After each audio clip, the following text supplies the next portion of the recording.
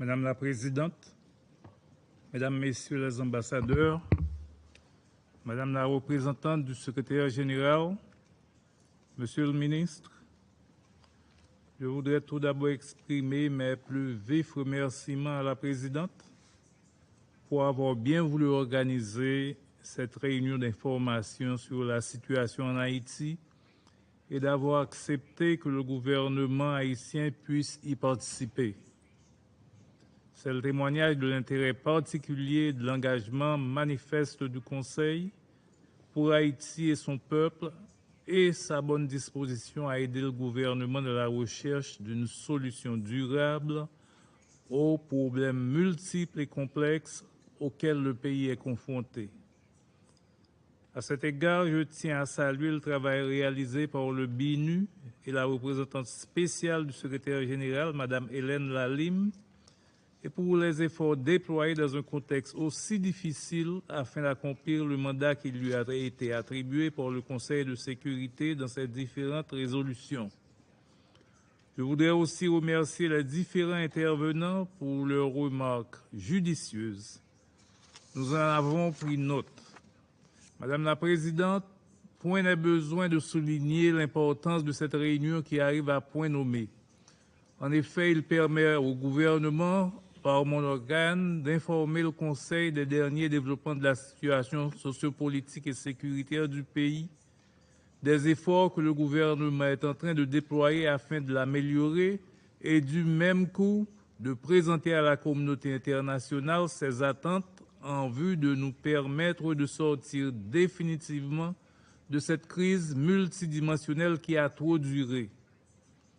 Le 12 septembre dernier, des manifestations violentes ont éclaté dans le pays suite à la décision du gouvernement de cesser la subvention des produits pétroliers, entraînant du même coup l'augmentation des prix du prix des carburants. Cette décision, quoique difficile, était un impératif car l'État perdait un total de 400 millions de dollars par année. D'autre part, il s'agissait d'assainir les finances publiques en adoptant un budget d'austérité par des réformes macroéconomiques.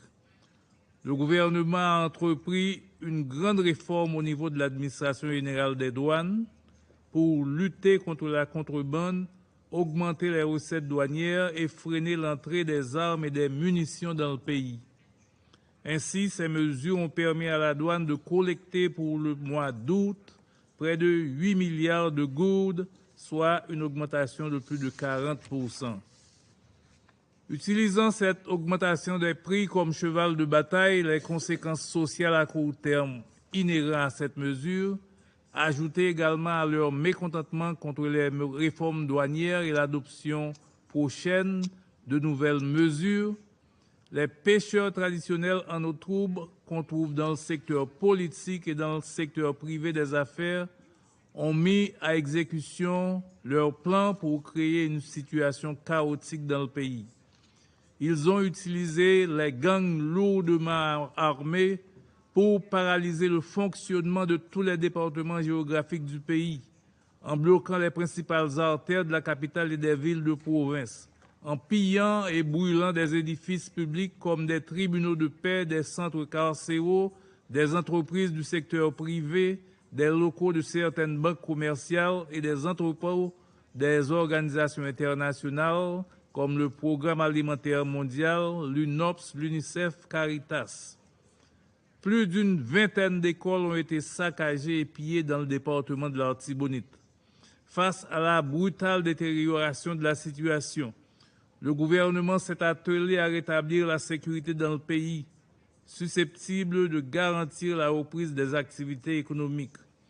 Je suis en mesure d'annoncer qu'à l'exception de quelques cas isolés, la situation est globalement sous contrôle et le calme est revenu dans plusieurs parties du pays. C'est l'occasion de féliciter le professionnalisme de la PNH, la police nationale, qui a su reprendre le contrôle de la situation et limiter les dégâts face à des gangs mieux armés et mieux équipés. Madame la Présidente, je souhaite exprimer devant le Conseil la grande préoccupation et l'inquiétude du gouvernement haïtien face à cette grave situation.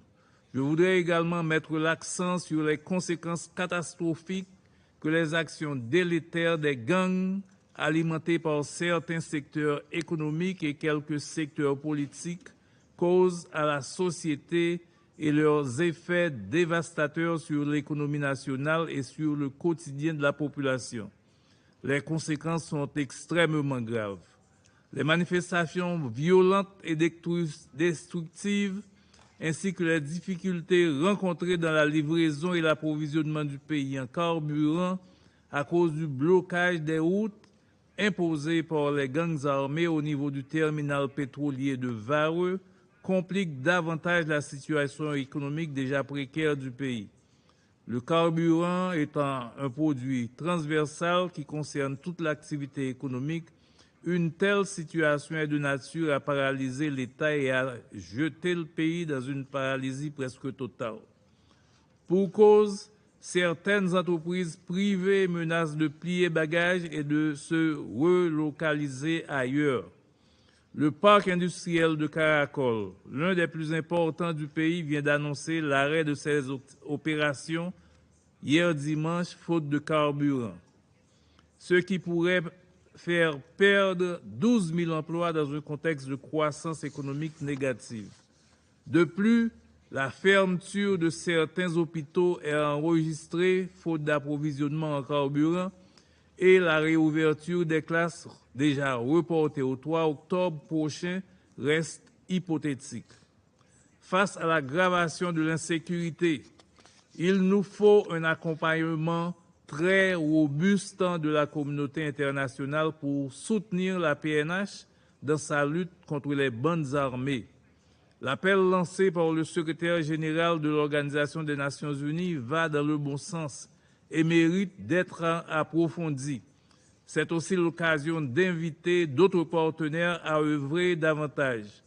Dans cet ordre d'idées, nous remercions les initiateurs de la réunion organisée le 23 septembre dernier sur le Basket Fund, ainsi que les États qui ont fait des annonces de contribution en vue de supporter le travail de la PNH.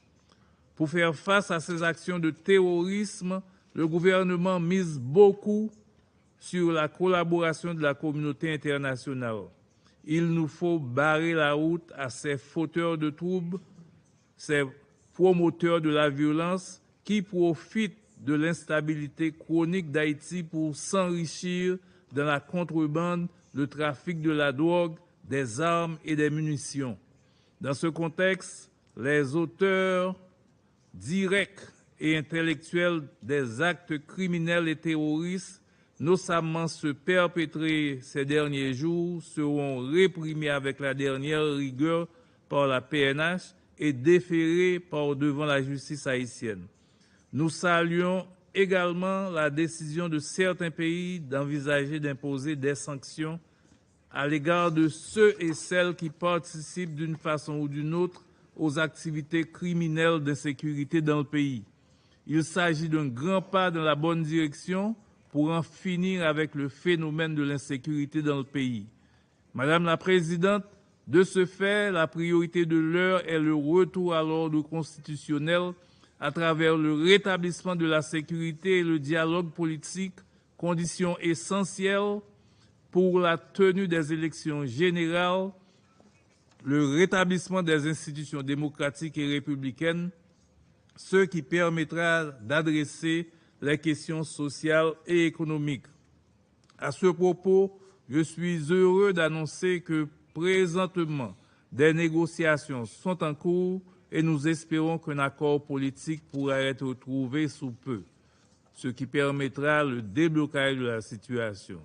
Le Premier ministre n'a jamais ménagé ses efforts et est toujours resté ouvert pour poursuivre le dialogue, seul moyen de résoudre la crise politique.